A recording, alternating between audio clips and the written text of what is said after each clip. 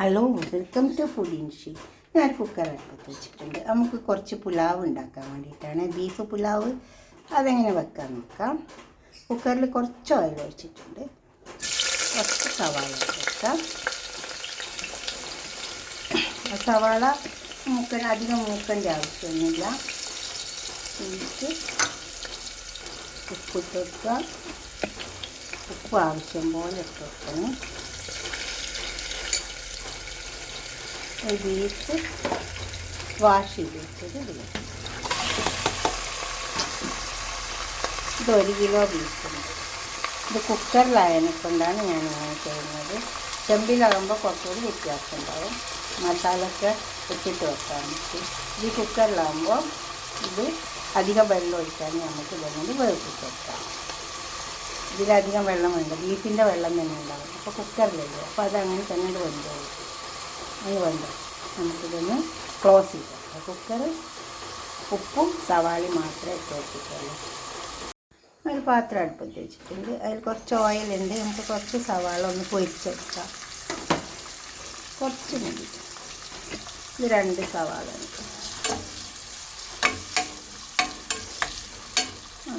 ഒന്ന് പൊരിഞ്ഞ് വന്നിട്ട് നന്നായിട്ട്. ഇപ്പോൾ ഉള്ളിയൊക്കെ സവാള നന്നായി മൊരിഞ്ഞ് വന്നിട്ടുണ്ട്. ഇത് ഞാൻ എണ്ണയിൽ നിന്ന് ഇങ്ങോട്ട് കോരി വെച്ചതാണ്. നമുക്ക് ഇങ്ങോട്ട് എടുക്കാം.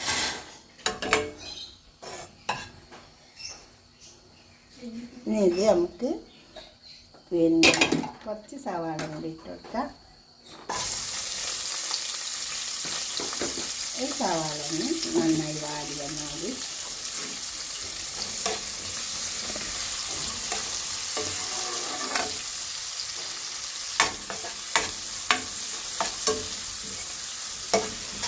ഇത് ഒന്ന് പൊരിയേണ്ട ആവശ്യമില്ല, വാടി വന്നാൽ മതി. അപ്പോൾ അതിലേക്ക് നമുക്ക് കുറച്ച് മസാലയൊക്കെ ചേർക്കാറുണ്ട്.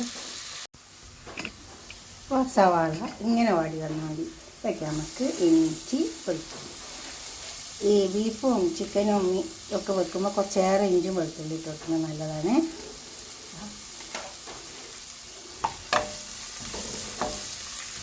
ഇതിൻ്റെ പച്ചച്ചോറുണ്ടാവും. ഈ പച്ചച്ചോറ്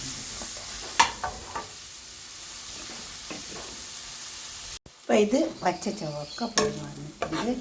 ഇത് ഈ ഉള്ളി പൊരിച്ച പാത്രത്തിൽ തന്നെയാണ് ഞാനിത് ഈ ഉള്ളി ഇട്ട് കൊടുത്തത്. അതുകൊണ്ടാണ് കറുത്തുള്ളിക്കാവും പച്ചലല്ല.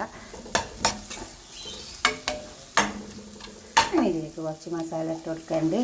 ഇത് പച്ചമല്ലി 1 ടേബിൾ സ്പൂൺ ഇങ്ങനെ ഒന്ന് ക്രഷ് ചെയ്തെടുത്ത് അങ്ങനത്തെ ഇട്ടിട്ട്, അപ്പോൾ തന്നെ 1 ടീസ്പൂണ് കസ്കസ്, വെള്ള കസ്കസ്, അത് 1 ടീസ്പൂൺ ഉണ്ട്.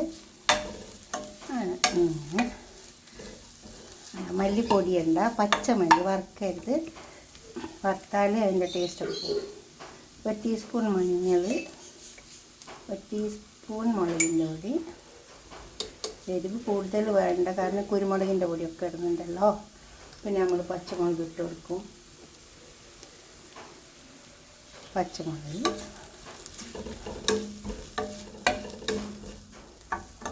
ഉപ്പിട്ട് കൊടുക്കാം. ഉപ്പ് ആവശ്യം പോലെ ഇട്ട് കൊടുത്താൽ മതി. കൂടിപ്പോകരുത്. കൂടിപ്പോയാൽ പിന്നെ വലിയ ബുദ്ധിമുട്ടാവും. ഒന്ന് കുറഞ്ഞ് കിട്ടണമെങ്കിൽ ഒരുപാട് പണിയുണ്ട്. 2 വലിയ തക്കാളി,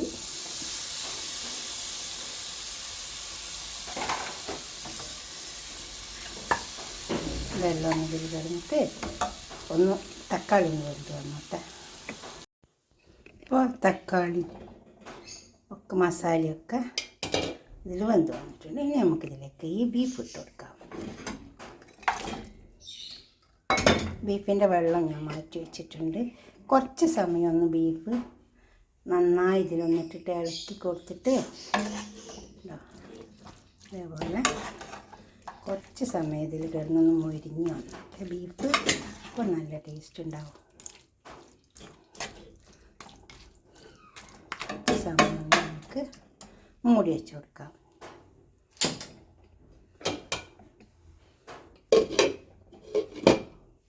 ഇതേപോലത്തെ ഒന്ന് അടുപ്പിന് കത്തിച്ചിട്ടുണ്ടെങ്കിൽ അധികം തീയൊന്നും അധികം പാളിപ്പോവില്ല.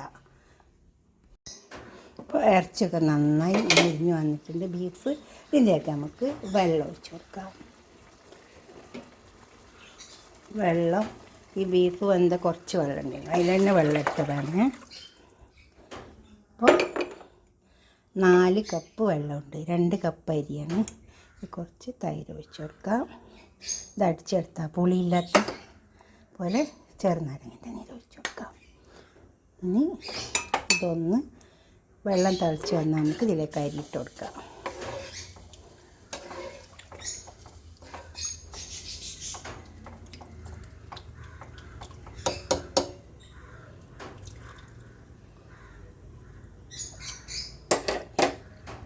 കുറച്ച് ഉപ്പിൻ്റെ കുറവുണ്ട്.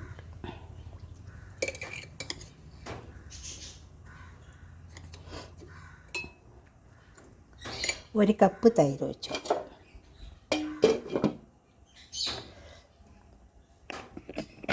ഇതേപോലത്തെ ഒരു സാധനം ഉണ്ടല്ലോ, അങ്ങനത്തെ ഒന്ന് വെച്ച് കൊടുത്താൽ മതി. അപ്പോൾ തീരെ പുറത്തേക്ക് പാളില്ല.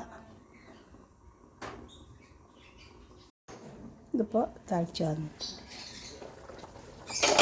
നല്ലോണം തിളച്ചിട്ടുണ്ട്. അതിലേക്ക് നമുക്ക് അരി ഇട്ട് കൊടുക്കാം.